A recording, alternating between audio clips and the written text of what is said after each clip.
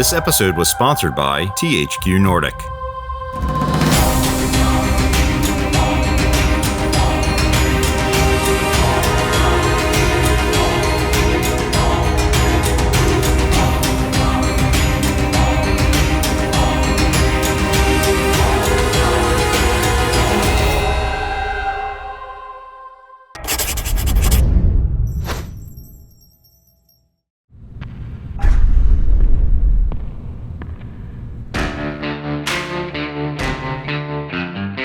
I'm Kerry Stagmer, and we are the Blacksmiths of Baltimore Knife and Sword. We're going to be building some of your favorite things and fantastic objects you've never seen before. This is Man-at-Arms, Reforged. Today on Man-at-Arms, we're going to be bringing you the epic sword Dragonfang from Kingdoms of Amalur Re-Reckoning. Just like we brought you back Man-at-Arms Reforged, Kingdoms of Amalur Re-Reckoning brings back the game that you love with today's new technology for stunning visuals. The Re-Reckoning is best known for unmatched level of player choice, character customization combinations, rich story filled with a myriad of side quests that layer romance, magic, whimsy, and political intrigue into the player's primary mission. There will also be a brand new expansion, Fatesworn, coming in 2021. This game is available on PC, PS4, and Xbox One. This sword is just absolutely huge, and as you've seen us do other swords like this, we're going to start from a block of steel. It's going to be forged out by Kevin and Derek. They'll draw it out into this massive blade. Then we begin creating all the fantastic accessories that go on the outside. The guard and the pommel and the huge handle so that we can control this weapon, get to the demos, and start smashing. The first thing they have to do is bring this piece of steel up to temperature. It'll go into the hot fire before it can go to the hammer.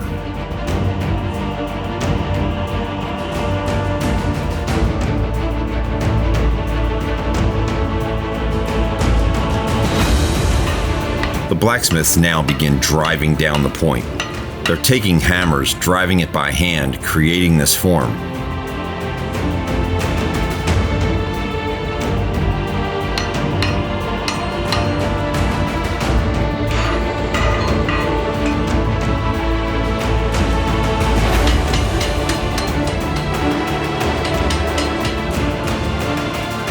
With more of this material hot, now Derek and Kevin can work on drawing out the blade. They've got to spread the material quite a bit first, then they'll be able to draw it out to get a basic bar form before they turn it into the final shape that's required.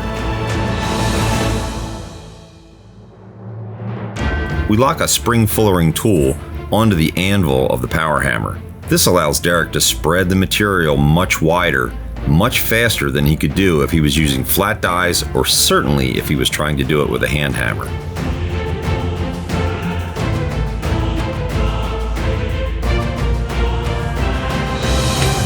Even though the material moves fairly quickly under such a large power hammer, it's still incredibly difficult work, and often you need a second person there holding such a heavy piece of material.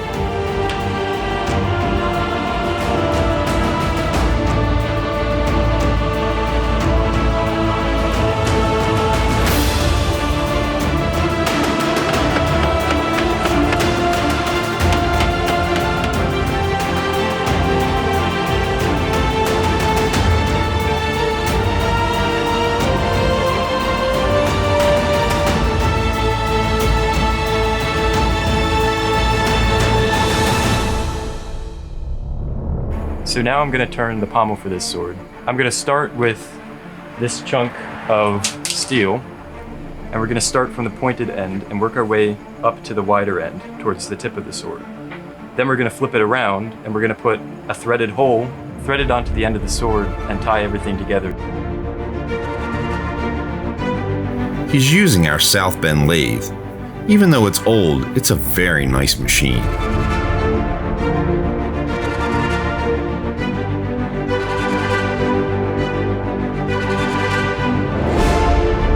Even though Tanner's going to be creating this with the taper to create the shape of the pommel, he's going to be doing it freehand. He's actually done quite a few of these for us, and he does an excellent job.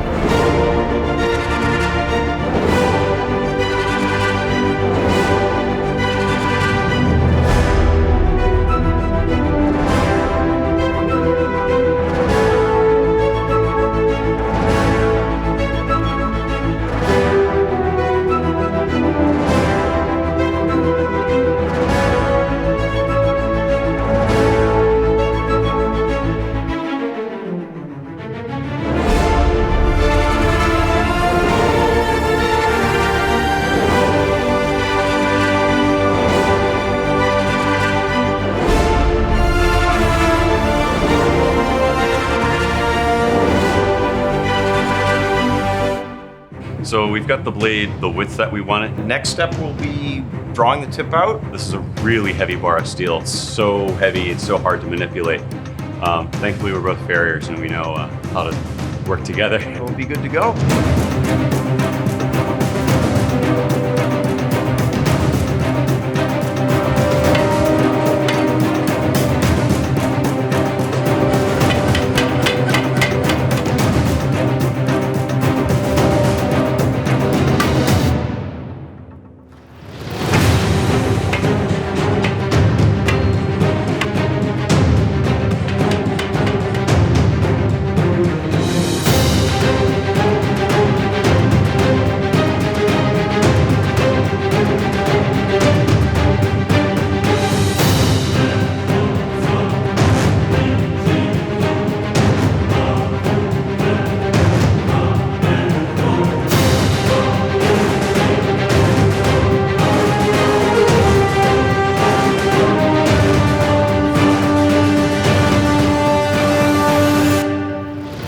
It's the next morning in the forge. We're going back to the blade to find basically anything that we need to be done before we begin that grinding.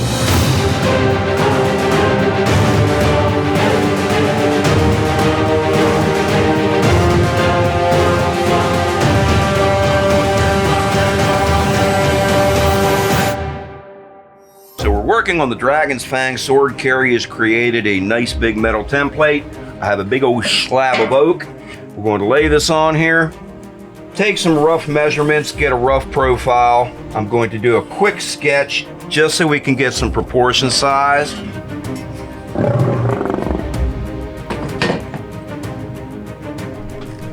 And then we can get moving on the guard part later. This will get us into a cutout, and then we can move on to the shaping and the detailing.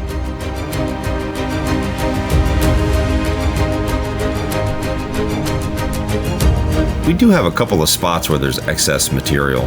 We're going to go ahead and go over to the plasma and just take that off. If we were to take it back up to temperature and forge that back in, it wouldn't really be saving us anything because that material's got to go.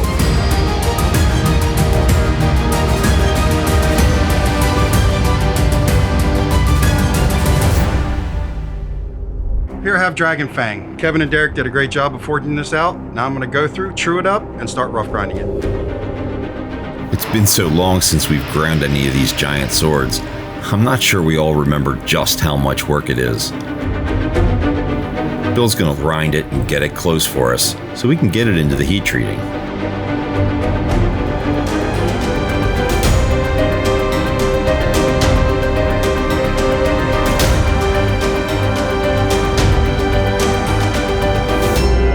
So now we're going to use the Gorton milling machine, and we're going to mill a slot in this big piece of white oak to accept the spine of the Dragonfang sword.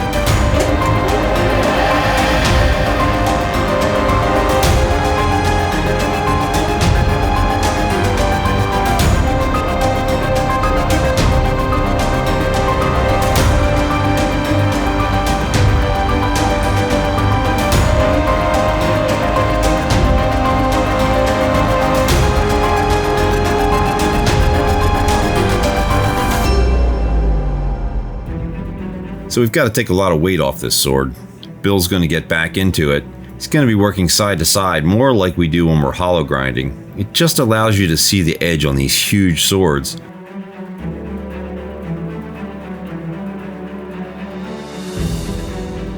With every pass it gets a little bit lighter, but man, it just feels heavier.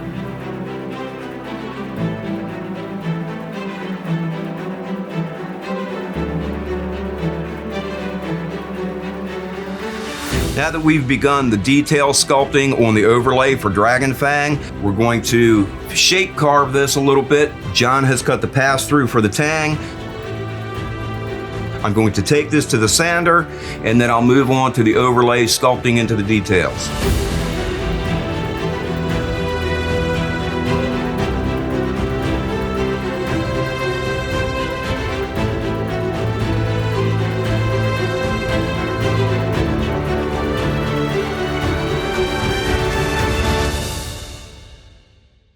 We're starting to work with an epoxy putty now. I'm going to do the overlays for this so I can begin to work in the entire form and start to work in the detailing.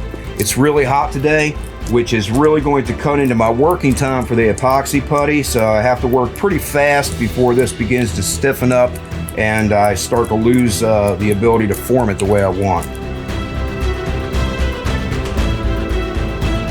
As you can see, as I'm rubbing it, the solvent is actually creating a slurry. It's melting the epoxy putty. That's going to fill in some of the areas and actually act like a really thin glue to adhere. You can watch your time and decide when it works to start to put in different types of detailing. At certain stages, it'll take a certain amount of detail. At other stages, it will take even a higher detail.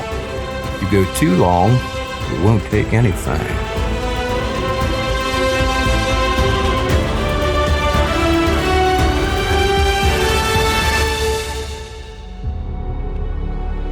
I had Ellen draw out the runes on this blade. Instead of striking it with a hammer, we use the fly press. It allows us to work cold. When you're striking with a hammer, unless you're actually engraving, it's much easier hot. But man, this blade is huge, and it would be burning the hell out of me.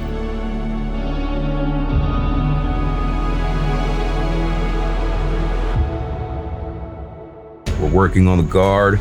I've made a set of teeth. I have some more drying because I don't want them to move around when I'm working on the gums. We've glued them in. I'm going to start working on that really nasty gum line right now.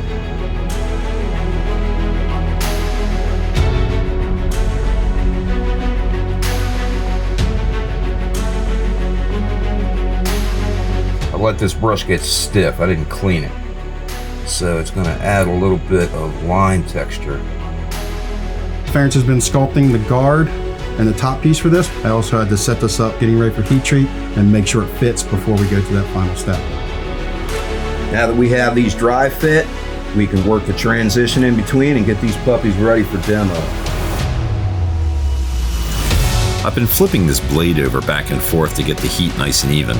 It's probably been in the furnace for well over 20 minutes. We're using Parks 50 quenching oil, which should give us a perfect hardness.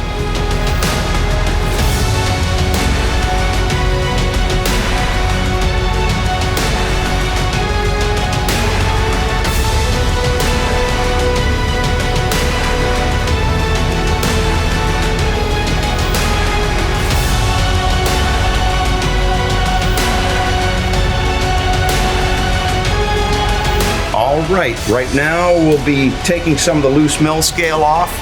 Not enough to make it shiny. We want a little bit of the black finish.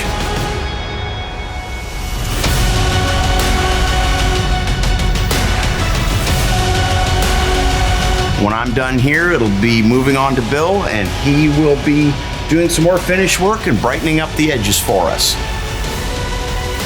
And now the Re-Reckoning is reforged.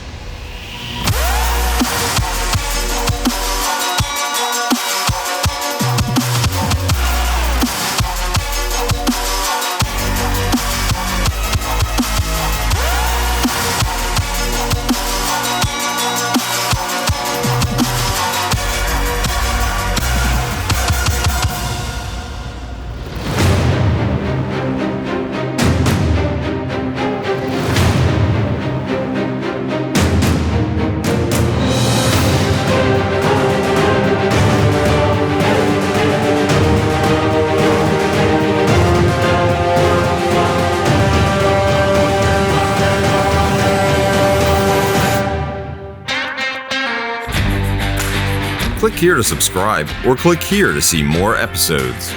Thanks for watching Man-at-Arms Reforged. We need to know what you want the team to build. Tell us in the comments below what you would like to see.